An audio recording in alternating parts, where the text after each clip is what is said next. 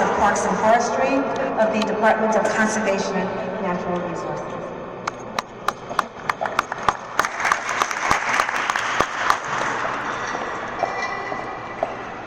Good evening. Well, that doesn't sound well. Good evening. All right. My name is Alfred Uzokwe, just like was said, standing in for Secretary Cindy Dunn. She could not make it this evening because of another commitment, and she wanted me to convey her regrets. Now, as Director of the Bureau of Facility Design and Construction for DCNR, my work includes overseeing design, construction, and rehabilitation of 800 bridge structures, 121 dams, 4,000 buildings of different designations and sizes, sewage and water treatment plants. But as I discharge my professional responsibilities, I always remember, just like President Obama once said, that each and every one of us is here because someone somewhere stood up for us. In other words, someone somewhere, sometime in history, blazed a trail where there was originally none. So today, along with the DCNR, I join in celebrating the history and legacies of African Americans, great ones who came before us. They were trailblazers that helped create countless opportunities for many like me. Granted, the legacies of these pioneers are well documented in history books, but the National Park Service took things a step further. The agency preserved various sites all over the United States that safeguard the history and story of African Americans and the laudable efforts of our heroes past. The theme of this year's celebration, Hallowed Grounds, Sites of African American Memories, it's not only timely, it's germane. Because for me, in spite of all the awe-inspiring African American history that I've read, the feeling I get anytime I visit any one of these hallowed sites transcends everything. The feeling is indescribable, yet overwhelming. It's exhilarating, but sobering. The sites will always be commemorated for helping to eternally plant the history of African Americans onto the sands of times. Now, I'll be remiss if I fail to point out some commonalities between what the mission of the National Park Service and that of our agency.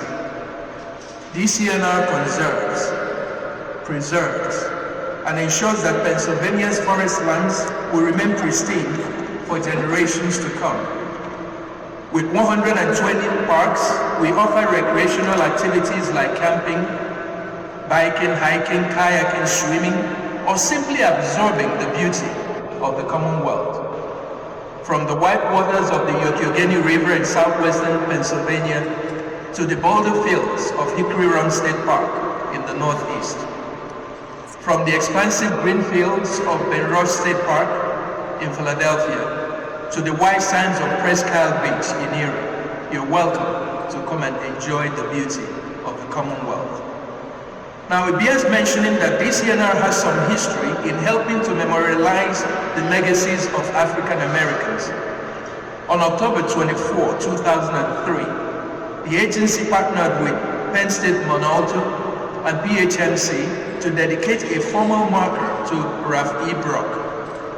He was the first African American forester in the nation and was an alumni of Penn State Monalto. That marker stands at the entrance to the campus. Furthermore, between 1933 and 1942, many African Americans participated in the Civilian Conservation Corps program, known as the CCC. These men helped build roads, fight forest fires, and construct park facilities. And check this out. In the 1930s, the CCC helped further develop what is now known as Whipple Dam State Park. Subsequently, a 32-acre section of the park was designated a National Historic District, recognizing the work of the CCC. Vestiges of the great work of these men still abound in various parks and forestry, and I say kudos to them. With your permission, I'll end with a bit of a personal story here. When I first arrived the shores of the United States 28 years ago, as a young man with nothing more than 2 suitcases, a little money, and big dreams, my first stop was the historical Black College, Morgan State University in Baltimore, Maryland. 2 notable alumni of the school are Earl Graves, the publisher of Black Enterprise magazine, and Kwesi Nkrumah, former US congressman and former NAACP president. The school gave me a very solid graduate education in architecture before I departed to the University of Maryland for further studies in engineering. So, ladies and gentlemen, you can understand my deep sense of gratitude to the African Americans that came before us and spread their broad shoulders for people like me to stand on. So on behalf of DCNR, I thank the giants, living and deceased, whose legacies made this memorable day a reality. God bless you all and bless the United States of America.